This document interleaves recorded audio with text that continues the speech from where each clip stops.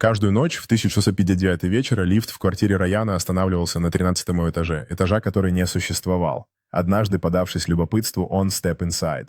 Двери закрылись. Панель кнопок изменилась, показывая только одну опцию – остаться или вернуться. После того, как он вернулся на свой этаж, Райан почувствовал нарастающее беспокойство. Он взглянул на список жильцов на доске объявлений и увидел свое имя, написанное с аккуратным почерком. С тех пор лифт стал его постоянным спутником, и каждую ночь он слышал шепот «Выбор должен быть сделан снова». Райан знал, что это не просто игра.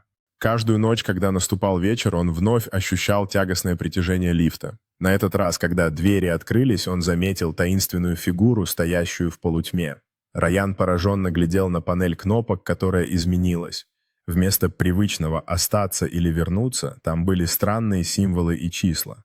Тревога охватила его, но он знал, что должен узнать правду. Собравшись с духом, Райан протянул руку к кнопкам, его сердце колотилось от волнения. Он нажал на один из загадочных символов, и вдруг лифт наполнился темным swirling mist.